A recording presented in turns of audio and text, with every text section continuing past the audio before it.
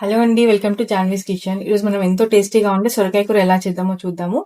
చాలా సింపుల్ గా అయిపోతుందండి. దీన్ని రైస్ తోని రోటీతో దేంతో తిన్నా కూడా చాలా బాగుంటుంది. ముందుగా సొరకాయ కర్రీకి కావాల్సిన పదార్థాలు: ఒక సొరకాయ, ఒక టమాటో అండి సన్నగా కట్ చేసుకోండి. ఆనియన్ అది కూడా సన్నగా కట్ చేసుకోవాలి. పచ్చి కొబ్బరి తురుమండి, నేను ఒక హాఫ్ కొబ్బరి తీసుకున్నాను.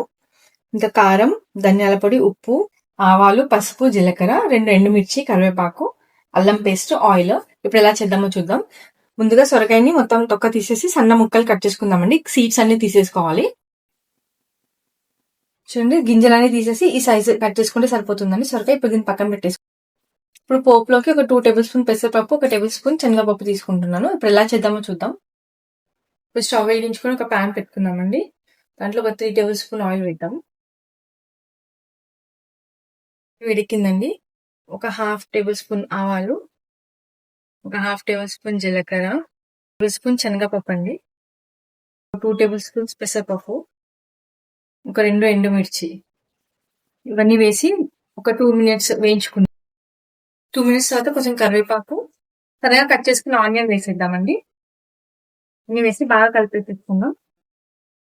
ఒక నిమిషం తర్వాత ఒక టేబుల్ స్పూన్ సాల్ట్ వేసేసుకుందాం. అలాగే ఒక పావు టేబుల్ స్పూన్ వరకు పసుపు, ఒక టేబుల్ స్పూన్ అల్లం పేస్ట్, ఇదంతా వేసి బాగా కలిపేసేద్దామండి.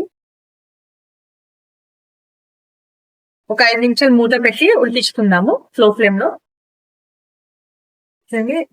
ఆనియన్ ఉడికిపోయింది కదా, ఇప్పుడు దీంతో టమాటా వేసుకుందాము. వేసి అంతా కలిపేసి ఒక 2 నిమిషాలు ఉడికించుకుందామండి. టమాటా సాఫ్ట్ అయ్యేంత వరకు. టమాటా కూడా సాఫ్ట్ గా కుక్ అయిపోయింది కదా, ఇప్పుడు మనం ముందుగా కట్ చేసి పెట్టుకున్న సొరకాయ వేసేసుకుందాం దీంట్లో.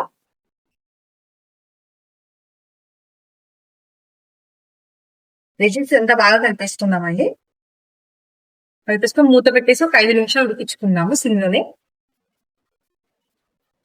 చూడండి, సొరకాయలో వాటర్ అంతా ఇలా పైకి వచ్చేసాయి కదా, ఇప్పుడు దీంట్లో ఒక 2 టేబుల్ స్పూన్ వరకు కారం వేద్దాము.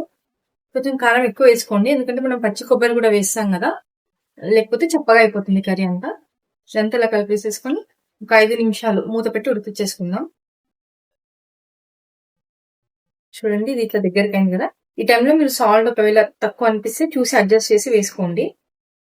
ఇప్పుడు ఒక హాఫ్ టేబుల్ స్పూన్ వరకు ధనియాల పొడి వేసేద్దాం.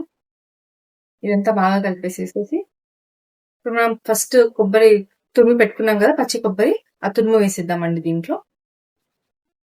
ఇది మొత్తం వేసేసేసి బాగా అంతా కలిపేసేసుకుందామండి. ఒక 2 నిమిషాలు ఉడికితే సరిపోతుందండి. ఇది మూత పెట్టేసుకొని ఒక 2 మినిట్స్ ఉడికించుకుందాము. చూడండి, 2 మినిట్స్ తర్వాత ఆయిల్ అంతా ఇలా పైకి తేలుతుంది కదా, ఇప్పుడు కొద్దిగా కొత్తిమీర వేసేసుకుందాం. అంతే అండి, మన సొరకాయ కర్రీ రెడీ అయిపోయింది. మీకు కనుక వీడియో నచ్చినట్టయితే మన వీడియోని లైక్ అండ్ షేర్ చేయండి. అలాగే మన ఛానల్ సబ్స్క్రైబ్ చేసుకోండి. Thank you for watching.